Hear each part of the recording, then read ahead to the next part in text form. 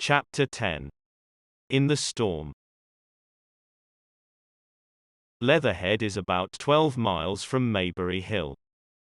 The scent of hay was in the air through the lush meadows beyond Purford, and the hedges on either side were sweet and gay with multitudes of dog roses.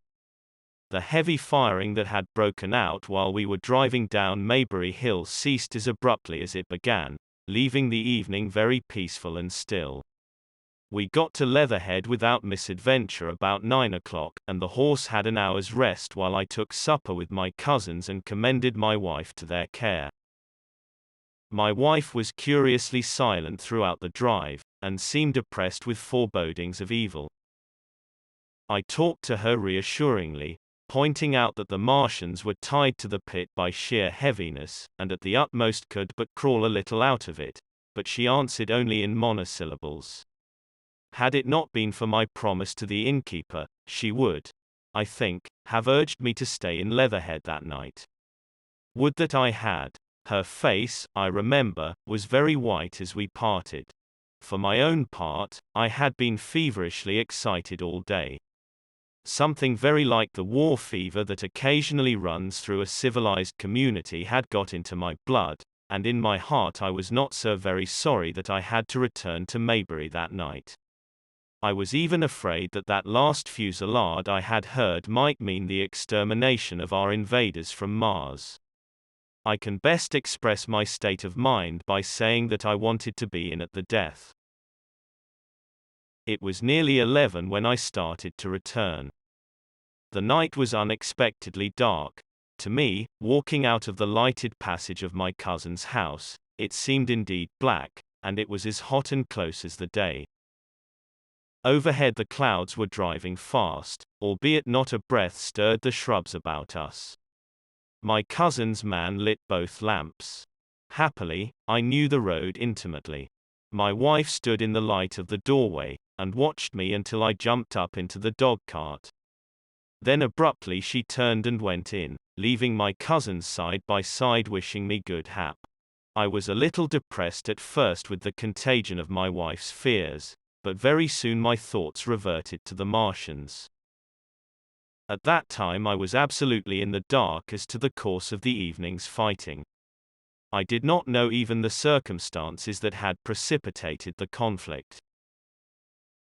As I came through Ockham, for that was the way I returned, and not through Send and Old Woking, I saw along the western horizon a blood-red glow, which as I drew nearer, crept slowly up the sky. The driving clouds of the gathering thunderstorm mingled there with masses of black and red smoke. Ripley Street was deserted, and except for a lighted window or so the village showed not a sign of life, but I narrowly escaped an accident at the corner of the road to Purford, where a knot of people stood with their backs to me.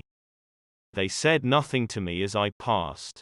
I do not know what they knew of the things happening beyond the hill, nor do I know if the silent houses I passed on my way were sleeping securely, or deserted and empty, or harassed and watching against the terror of the night. From Ripley until I came through Purford I was in the valley of the Wey, and the red glare was hidden from me. As I ascended the little hill beyond Purford Church the glare came into view again, and the trees about me shivered with the first intimation of the storm that was upon me. Then I heard midnight pealing out from Purford Church behind me, and then came the silhouette of Maybury Hill, with its tree-tops and roofs black and sharp against the red. Even as I beheld this a lurid green glare lit the road about me and showed the distant woods towards Addlestone. I felt a tug at the reins. I saw that the driving clouds had been pierced as it were by a thread of green fire, suddenly lighting their confusion and falling into the field to my left. It was the third falling star. Close on its apparition, and blindingly violet by contrast, danced out the first lightning of the gathering storm, and the thunder burst like a rocket overhead. The horse took the bit between his teeth and bolted. A moderate incline runs towards the foot of Maybury Hill, and down this we clattered.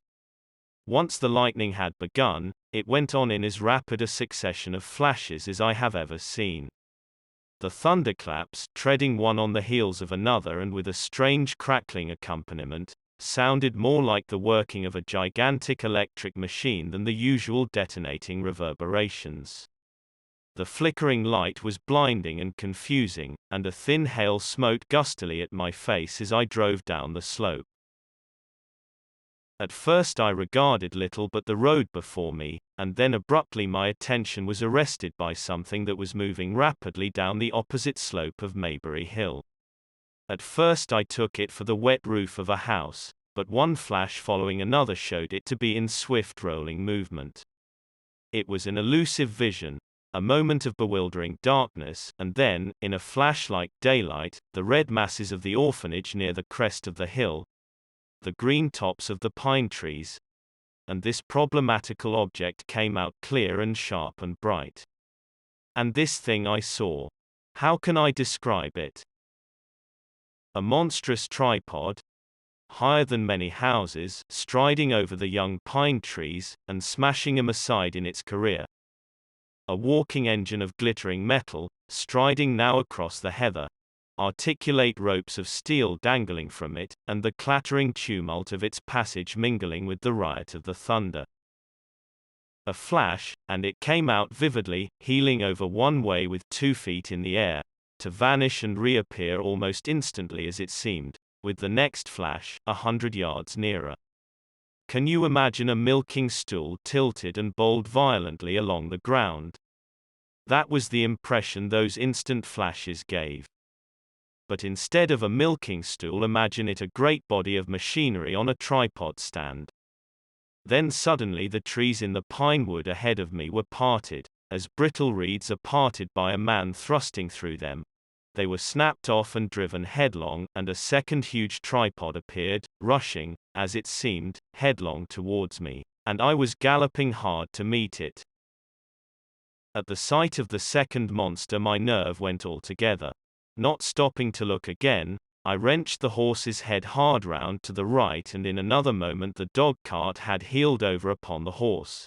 The shafts smashed noisily, and I was flung sideways and fell heavily into a shallow pool of water.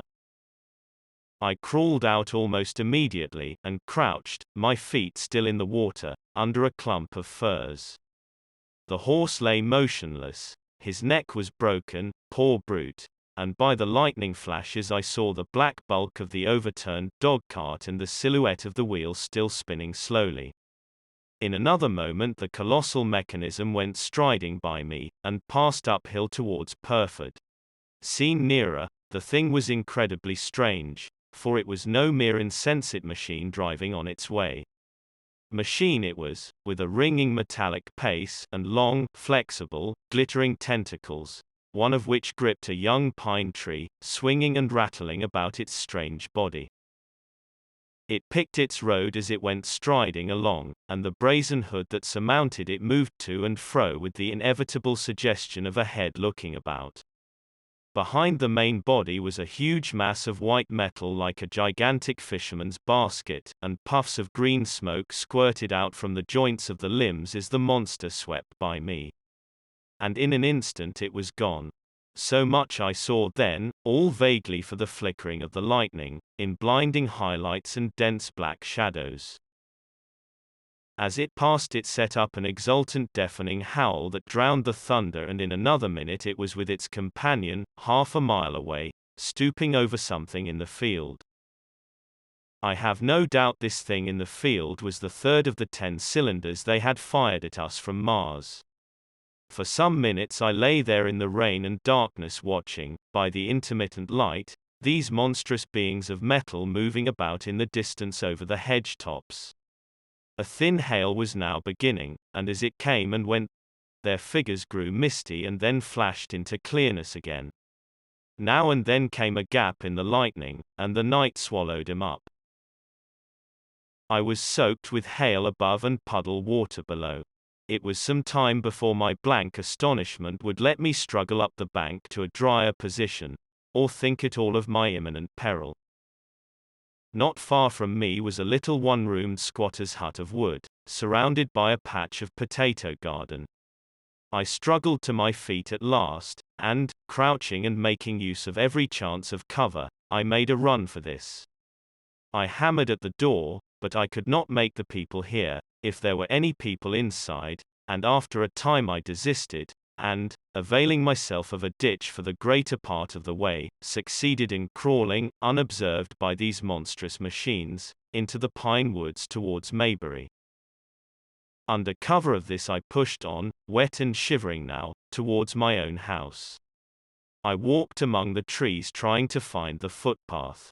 It was very dark indeed in the wood, for the lightning was now becoming infrequent, and the hail, which was pouring down in a torrent, fell in columns through the gaps in the heavy foliage. If I had fully realized the meaning of all the things I had seen, I should have immediately worked my way round through Byfleet to Street Cobham, and so gone back to rejoin my wife at Leatherhead. But that night the strangeness of things about me, and my physical wretchedness, prevented me, for I was bruised, weary, wet to the skin, deafened, and blinded by the storm. I had a vague idea of going on to my own house, and that was as much motive as I had. I staggered through the trees, fell into a ditch and bruised my knees against a plank, and finally splashed out into the lane that ran down from the College Arms.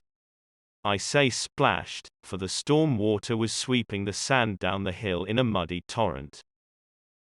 There in the darkness a man blundered into me and sent me reeling back. He gave a cry of terror, sprang sideways, and rushed on before I could gather my wits sufficiently to speak to him. So heavy was the stress of the storm just at this place that I had the hardest task to win my way up the hill.